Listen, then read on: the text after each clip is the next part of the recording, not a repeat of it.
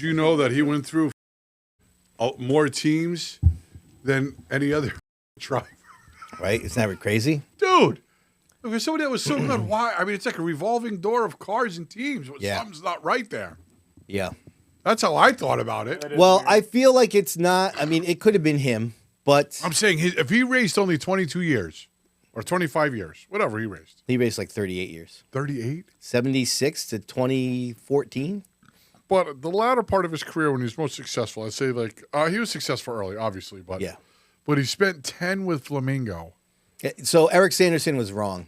So he was like pinch hitting for Kopech 2004, 2005. Yep. His first full season with Flamingo was 2006 when they won the championship, and then they went until the last race of 2011. So it was really like 6 races plus 2 part-time races. Oh, right. But I mean, because I was thinking to myself, God, if he raced 25 years and 10 of it was spent in Flamingo, man, it was like a revolving door of cars.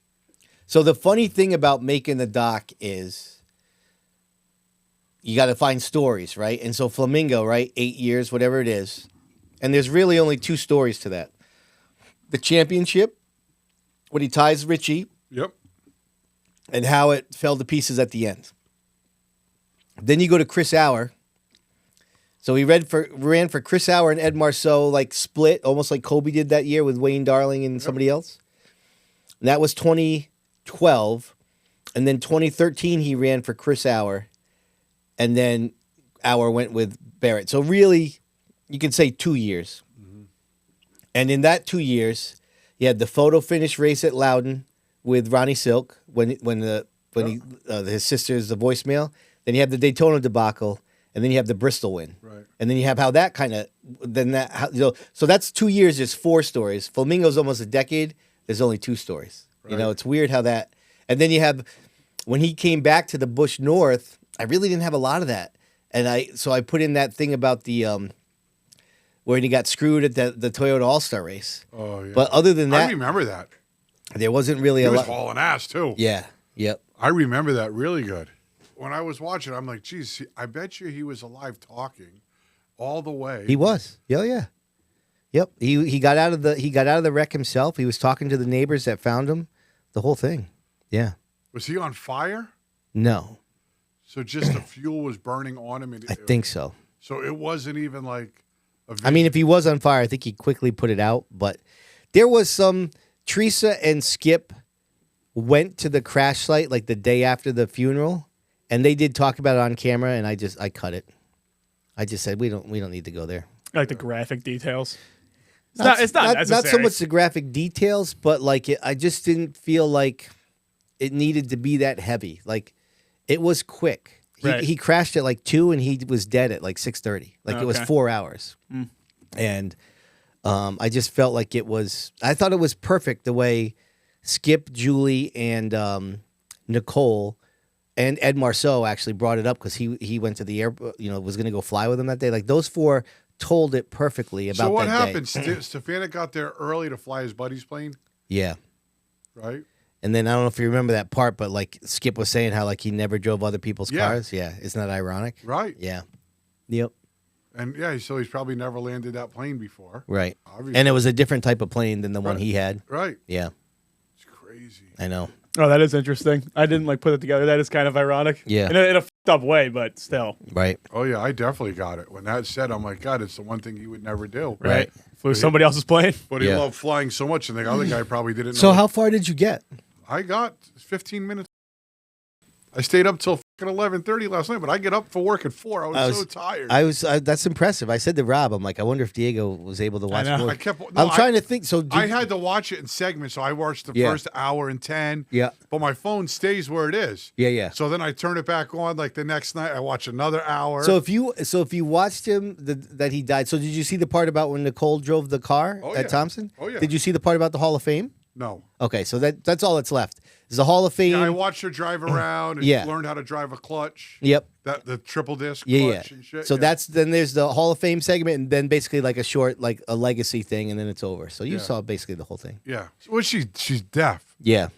She's got like what's called a cochlear implant. You could tell by the way she talks. Obviously, she's like a sweetheart of a girl. Oh, she's amazing. She seemed very nice in all the clips. I was worried about why didn't the other daughter want to be in it? She's just so upset by it. Yeah, Nicole, like her moment was driving that car, and I knew when I interviewed her, she told it perfectly, and then that's just the magic of editing, right? So I had the footage of it. You have the Joe Koss on the mic, and then you have the footage of her like warming up in the driveway. Like it was all perfect, when you the same thing like when he's flying.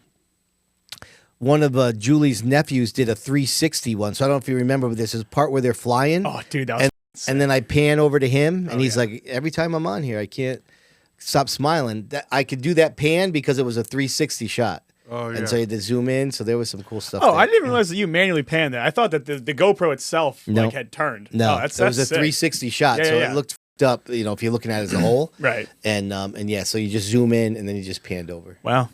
Corshane gave me an interview he did with Michael before he went into the Near Hall of Fame. So all the audio of Michael talking about retirement and about flying the plane and all that stuff is from him, which was an amazing piece. Like to be able to hear Michael tell his own story was kind of cool. Yeah. Brian Danko asked me this when he interviewed me for Area Auto. He's like, if Mike Stefanik was still alive, would you have done the doc? And I was like, ooh, that's a good question. Like I did the doc because Skip called me. Like if Skip called me and Michael was still alive, it probably would have gone the same way, other than obviously the end of it. But you think Mike would have wanted you to do the doc if you, from what you know of him and his personality? Yeah. Do you think he would have wanted you to do the doc with him alive? Would you think he would have agreed with it? I think if he knew that I was going to do, and obviously he was alive, I would have done more, but done more about his retirement, his life away from the track, his passion for the aviation. If he knew that was going to be a part of it, I'm sure he would have. Yeah. I would think so.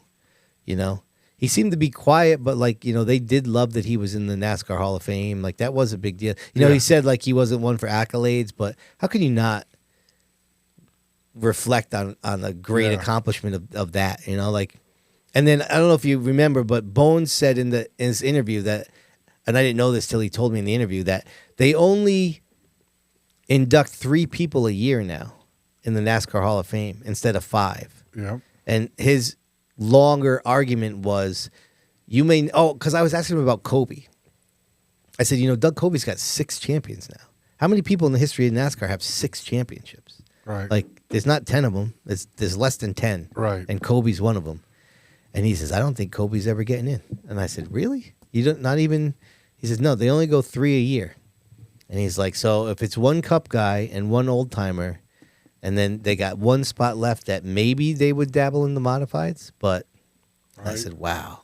So it may be Jerry Cook, Richie Evans, and Mike Stefanik from the mods, and that's it. Wow. I mean, because if it's not Kobe, I guess maybe Justin's got, 4 now? Right. And if he passes Stefanik in the wins, I guess maybe you could talk to him. If this was a NASCAR-produced doc, they wouldn't have went and found Richie Kearns. They probably wouldn't have interviewed Sly. They wouldn't have done anything about that race at Riverside with him and Reggie. They wouldn't have talked about him racing for Ed Marceau. You think people from NASCAR watch this? I mean, it depends who NASCAR is. I mean, I'd like to think that eventually Mike Joy's going to watch it. He's probably not going to watch it for a while because it's 3 hours long and it's his high season right now, right?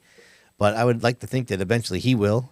I mean, Mike Ricci is highly involved down. I forget where he works now, but he's highly involved down there in developing drivers. Is he? Yeah, yeah. And Steve Park. I mean, I don't know how much Steve Park still networks, but he's down in Charlotte. Richie Kern's son Eric works at Hendricks, and Reggie works at Haas still. So like, I'm sure they're talking about it, but I don't know if like anybody in the France family's watching it. You know what I mean? Right. But I mean, it's not. I was thinking about. Remember, I think I told you guys like, yeah, if it leads to better things and somebody big calls, that would be awesome. But you think about how good Bonsa's doc on Teddy is. Bonsa never got any calls to do any other documentaries. You know what I mean? Like it's hard to get people to put money behind you.